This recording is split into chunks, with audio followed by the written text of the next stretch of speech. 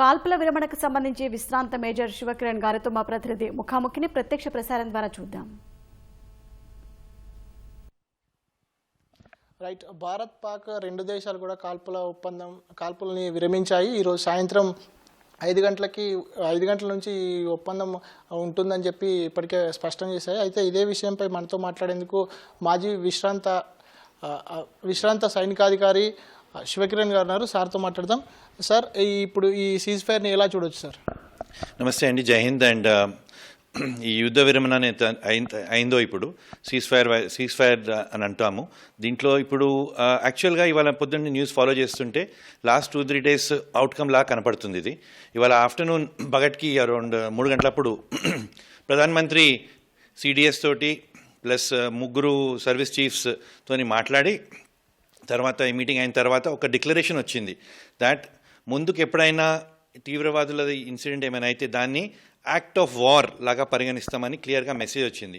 అప్పుడే ఒక ఇండికేషన్ వచ్చింది ముందుకు ఏదో అవబోతుందని. అండ్ టెర్రరిజంని మనము సహించము, ఎవరు దాన్ని సపోర్ట్ చేసినా it will be treated an act of war అని ప్రధానమంత్రి క్లియర్గా చెప్పడం జరిగింది.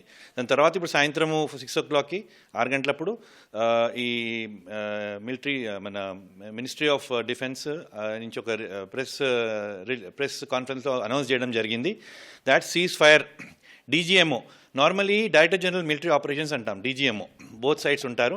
ఏమైనా మనకి ఎక్సర్సైజ్ అవుతున్నా కూడా వీళ్ళిద్దరూ ప్లేలకు వస్తారు. తెలిసిన ఇన్ఫర్మేషన్ ప్రకారం ఏంటంటే ఇవాళ సాయంత్రము 3 గంటలప్పుడు డీజీఎంఓ పాకిస్తాన్, డీజీఎంఓ ఇండియాకి ఫోన్ చేసి సీజ్ ఫైర్ ప్రపోజ్ చేసినట్టు చెప్తున్నారు. అయితే మనం ఒప్పుకున్నట్టు విత్ ఇమీడియట్ ఎఫెక్ట్ అన్నది అండర్టేకింగ్ వచ్చింది. ఇప్పుడు that is what is happening with immediate effect. ఈ ప్రెస్ కాన్ఫరెన్స్ చెప్పినట్టు కూడా by land, by sea and by air ఏవైతే ఆపరేషన్స్ అన్నింటినీ క్లోజ్ చేస్తున్నట్టు, ఇమీడియట్గా ఆపుతున్నట్టు మెసేజ్ ఇచ్చింది.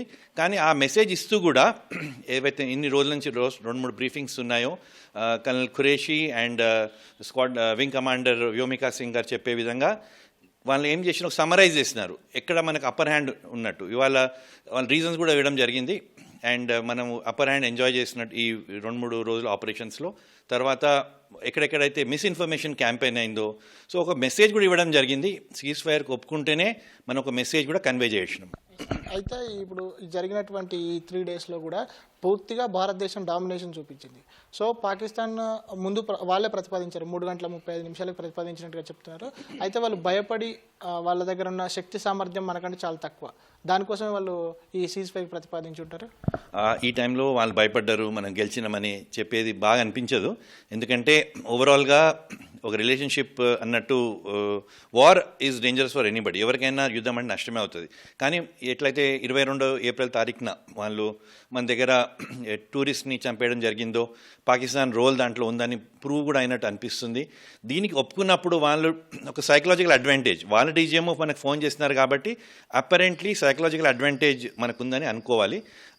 దాన్ని మనము మన విక్టరీగా పరిగణించకుండా ఇప్పుడు మనము ఒక బలమైన దేశం, ఎకనామిక్గా, మిలిటరీగా, అన్ని పరంగా. సో దాన్ని ఒక బలమైన పొజిషన్లో ఉన్న వాళ్ళే వేరే దానికి ఒప్పుకోవచ్చు అనమాట. So Pakistan had actually no position.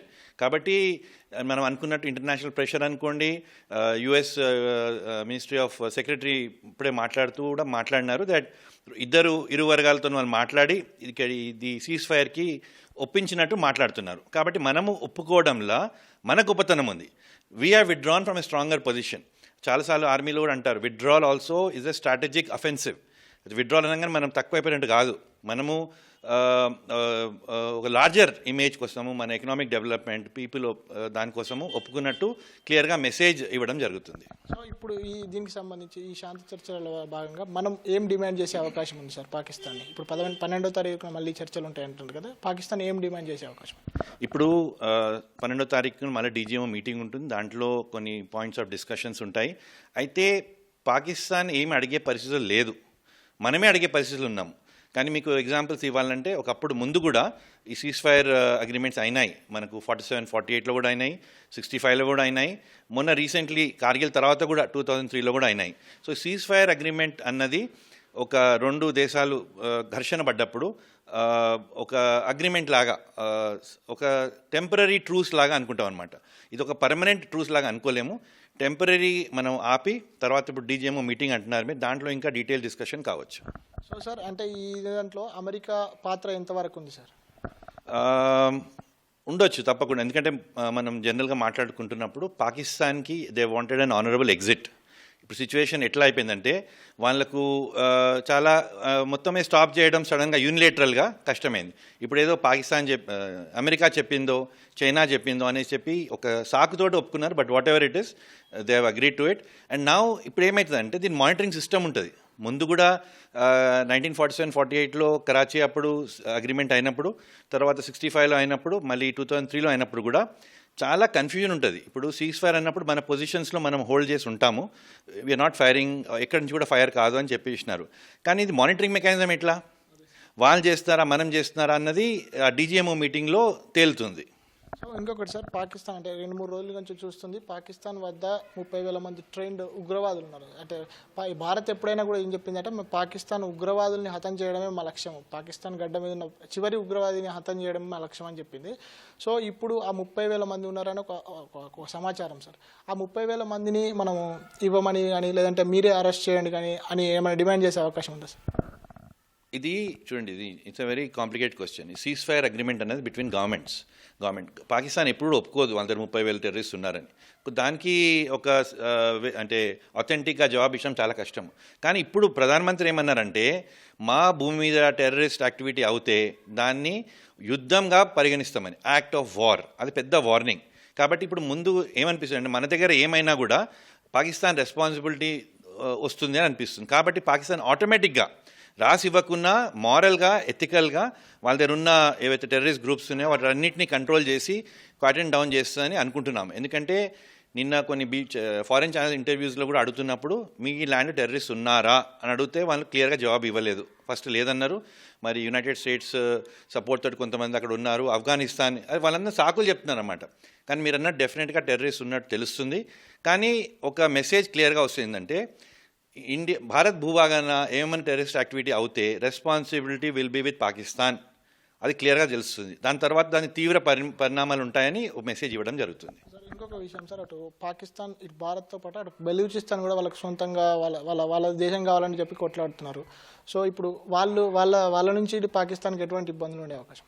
అవి వాళ్ళ ఇంటర్నల్ ప్రాబ్లమ్స్ కంటిన్యూ అవుతుంటాయండి. ప్రస్తుతానికి మన ఈ ఆపరేషన్ సింధూర్ లిమిటెడ్ ఆబ్జెక్టివ్ ఉండేది. మన 26 మంది అమాయకులను అక్కడ వాళ్ళు పుట్టబెట్టుకున్నారు. దానికి మనం ఏం చేసినాం అన్న దానికి దేశం ఈజ్ కన్విన్స్డ్ దాట్ మనం రెస్పాన్స్ సరిగా ఇచ్చినాము. ఆ 26 ప్రాణాలు అయితే మళ్ళీ మనకు రాలేవు. కానీ గట్టి ధీటైన జవాబు ఇచ్చి పాకిస్తాన్ని ఒక కైండ్ ఆఫ్ వీక్ పొజిషన్లోకి తెచ్చేసినాం ఇప్పుడు. కాబట్టి వాళ్ళ పొజిషన్ అస్సలు లేదు. బెలూచిస్తాన్ ఉండేనండి, అవన్నీ వేరే విషయాలు అవి. కానీ ఇమీడియట్లీ మనకేం అవసరం ఉండని మనం చేయగలిగినాము.